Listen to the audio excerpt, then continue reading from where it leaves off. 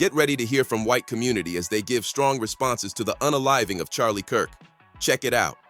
Mother animals! I bet you're an absolute pleasure to be around. You liberal, progressive, deranged fucking animals! Who's deranged? You are so hateful in your hearts. Yeah, we're hateful in our hearts. You got a little bit of spittle right there. I'm sure that's sweetness spittle.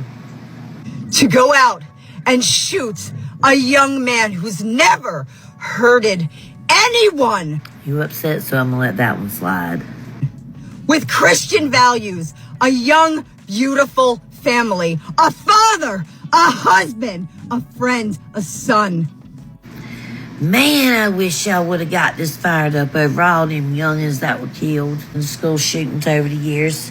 It's just one guy who said that a few deaths are necessary to uphold the Second Amendment, so I don't know why you think any of us should give a shit. Shot him! Why? Because you didn't agree with his politics? Because you didn't agree with his ideology? You know how when you're in church and you get tickled and you're not supposed to laugh? That's the reason why he deserves to die! You fucking animals! Bitch, who are you screaming at? You look stupid.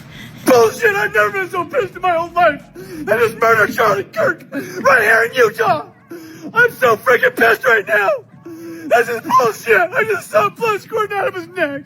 I love that guy. He would have been our next president. I am so pissed right now. Why do they always come with fucking violence? Gosh damn it. Use your freaking words as they're talking to you people. Who shot Charlie Kirk? I'm driving down a Provo right now. I'm so pissed. Damn it. This is the most significant political assassination since Martin Luther King, since J.F. Kennedy. Let that land. Charlie Kirk has been shot. A man who built a movement, who speaks for millions, targeted on a university stage. This isn't just another news story. This is history being written in blood.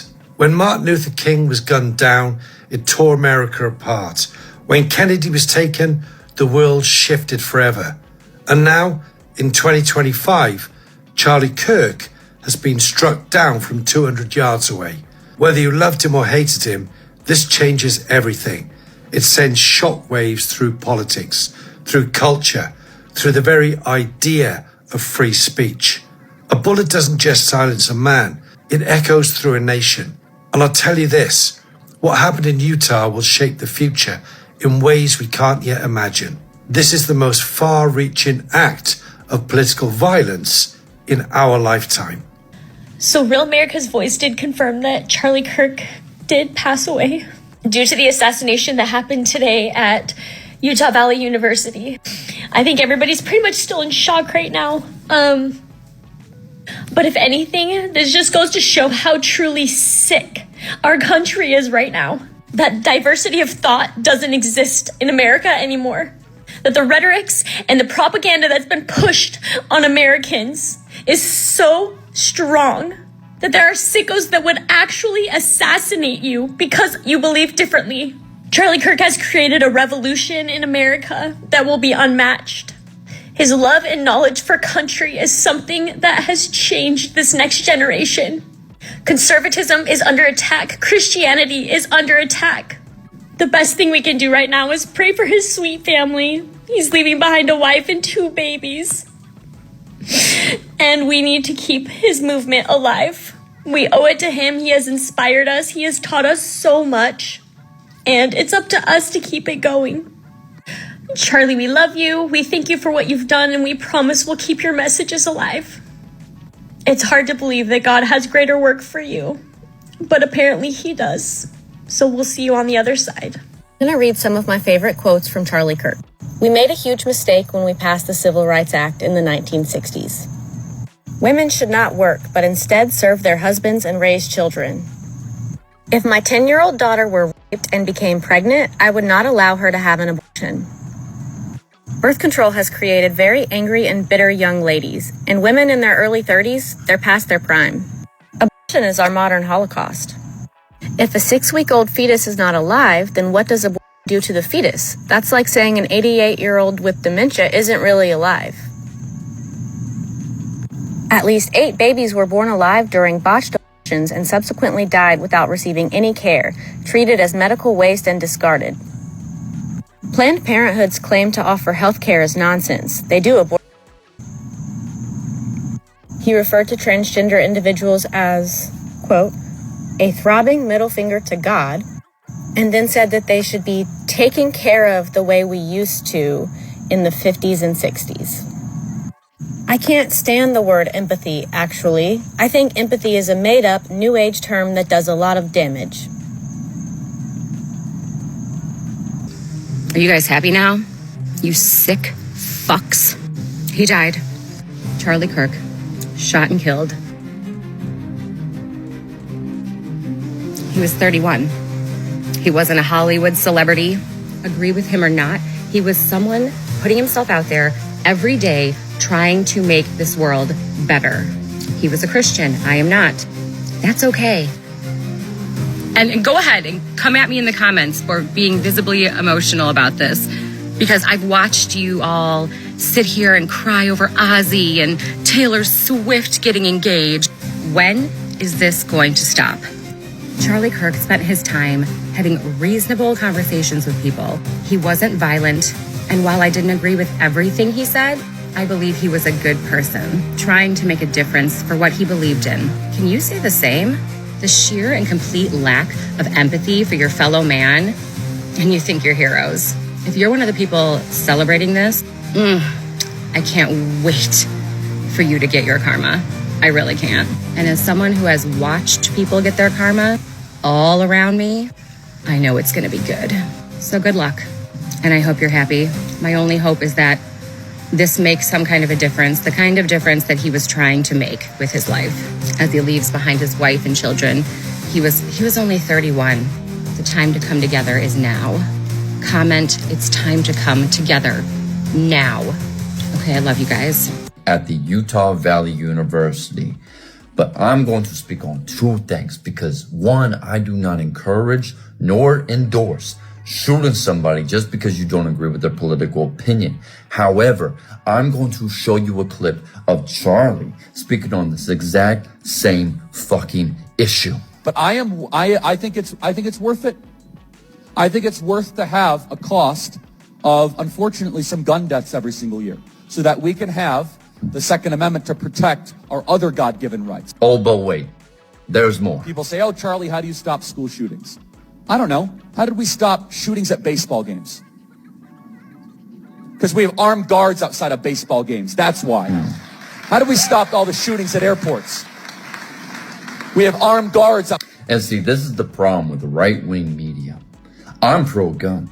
I have no problem with owning a gun. I've owned guns, many of them. But I also believe that we need licenses for people to be able to buy them instead of just being able to walk into any store and just buy them. We don't know what your mental health is. We don't know if you know how to properly store them, properly clean them, if you are responsible enough to be able to walk wherever you want with them. Charlie thought it was a good idea for anybody to fucking buy one. Well, I guess it didn't work out too well for him. I think it's worth to have cost of, unfortunately, some gun deaths every single year so that we can have a Second Amendment to protect our God-given rights.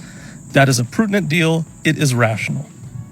As a career race hustler, you have to understand there are consequences to your words. You may have freedom of speech, but there is no freedom of consequence. Now, before somebody tells me, isn't that what you do? It's not. You see, I've never given feedback to a community that I wasn't a part of on how they should be acting or speaking. I didn't ignore systemic norms and systems that were designed by a specific set of people in order to give them a leg up while also keeping others down. I just want to be very clear because I know the people that don't read books can confuse the two things. It's just the internet. It's not real life. That's a dangerous sport now. People don't realize I had a man last week DM me and tell me he was going to remove the skin from my face while I was still alive. You don't understand what it is to create content on topics people disagree with you about.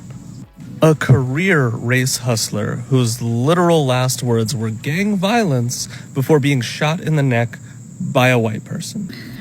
So, buckle up, because here we go. Here we go. I have already been bombarded with hate for the post that I have made today about Charlie Kirk. My life has already been threatened, and we are not 2 hours in to this debacle, friend. Don't worry about me. I'm safe, and I will remain that way. And most of the people on social media who threaten my life almost on the daily, half of them are bots, and the other half are busy in their basement touching themselves. So I'm not worried. But either way, get ready, because here we go. Here we go. They're going to put on a show. They are going to put on a show. Just like they're putting on a show about the young lady from Ukraine that was stabbed on that bus the other day. They're not going to talk about the young black boy in Wisconsin who was beat up and a group of white kids tried to put him in a meat grinder the other day. You're not going to hear that on your TV. No. It's going to be all about Charlie. And it's going to be all about how the Democrats are evil, baby. So get ready. Just prepare yourself. Everyone knows that Charlie Kirk has passed away. Everybody knows he was assassinated. There's no other word for it. That's what it was. Now, the thing that gets me from a, security standpoint is two things. A, everybody knows what Charlie Kirk does. He says shocking, outrageous shit for views and, the libs suck and all of this and blah, blah, blah. But they had him seated at the lowest elevation, and everybody was, rising up around him. Even far off in the campus, he was seated, which anybody from an elevated position had a perfect shot at him. But the thing about it is, that gets me, and this is the second part, is they're saying it was 200 yards away. If you don't shoot, that's a hell of a shot. 200 yards away in the neck. Now, they may have been aiming for center of mass, and it rose a little bit. Well, they may aiming for a headshot, and it dipped. But still, 200 yards away, that's a hell of a shot. And nobody thinks that's suspicious. This guy didn't just walk in with a gun, whoever did it, and was like, doop-a-doop-doo. He knew where he was going to be sitting. He knew the elevation, the windage, all of that, and got away with that shot. One perfect shot. This dude knew what he was doing. It wasn't some lib with a gun. It was somebody that was trained and knew what they were doing. So, I don't know. I just think it's interesting. I'm going to look more into it. But if you think this was just a random citizen, you've lost your mind. Hey, everyone. It's me, Jeremy. It's September 10th, 2025. We got some breaking news coming in. Charlie Kirk, the major right-wing propagandist, has been shot in the neck, apparently, on one of his tours where he goes around and asks questions and incites the narratives. And this is exactly what I was trying to warn people about when I told you there would be racial events that were going to start. Now, I don't even know. I haven't even had a chance to look into the shooter because I don't care about the race. But if they try and play a race card here, do not fall for it. I just talked about the Irina Zarutska unfortunate stabbing that happened, and how Charlie Kirk came out right after that and immediately started pushing the racial narrative. And now, the day before 9/11, he goes and gets shot, guys. We must live in a simulation, because at this point, the script is just literally writing itself and playing itself out. Like, it's just, please, guys, don't fall for it. Do not, if they try and push this narrative and they try and divide us, we are so close. We're so close to breaking this matrix. We're so close to breaking the cycles that they continue to get us to just fall into these traps and repeat over and over and over again. I don't want to be a conspiracy theorist, but Trump has tried to do everything to goad Americans into a confrontation with the government. That way he can impose martial law. And this is a You already see him on Truth Social. He's fucking jabbering on about how Charlie Kirk was like the second coming of Jesus Christ. The issue is there has to be proof. We all know Trump didn't get shot in his ear because any moron knows ears don't grow back. I mean, you can go ask Evander Holyfield, right? He will argue with Trump that his ear did not fucking get blown off. So anybody with a fucking brain knows that was set up. And it was a Trump supporter, by the way, that shot him. The problem is now I'm hearing that the person who they grabbed, the old white guy, he said he did it, but he didn't have a gun. And I guess bystanders are like, he didn't shoot him. He didn't have a gun. So there's something hanky going on. And I'm not sure what it is, but it makes sense that Trump or people around Trump are setting a stage where they can galvanize their base to allow them to come in forcefully and get rid of left-leaning liberals because, we're the danger to the democratic constitutional republic or whatever they fucking want to call it, right? So we're the enemy.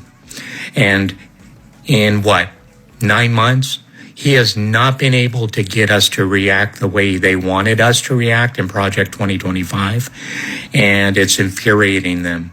You know right now that the little bit of hair that Stephen Miller still has left, he's yanking it out because he is the biggest racist, and he wants to see this. So if anybody's doing this, I would point my finger at Stephen Miller. Trump knows. But I guarantee you Stephen Miller is pulling the strings.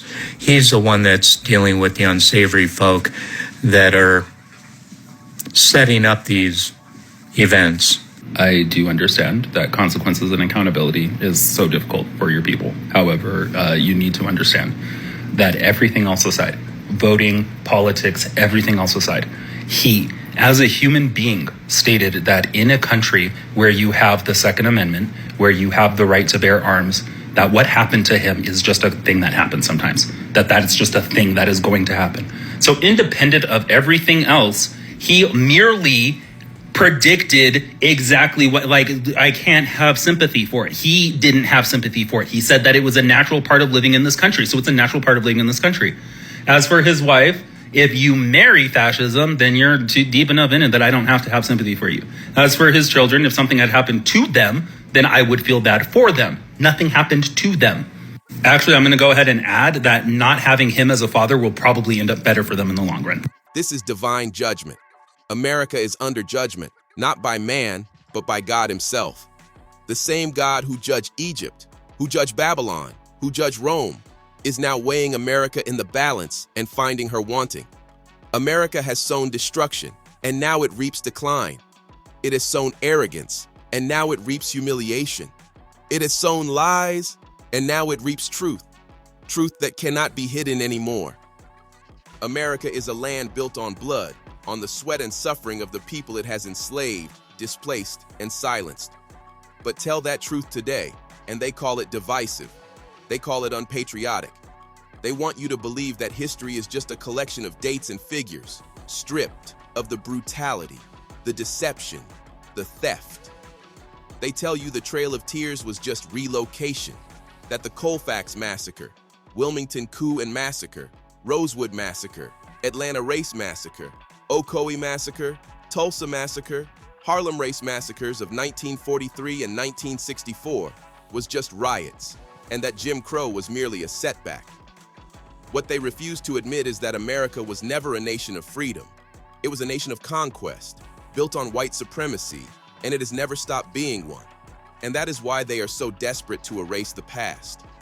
You see, history, real history, has power. It reveals the truth of this nation, of what was done and what is still being done. They call it critical race theory today, but it's just the truth, and that's why they fight so hard to bury it.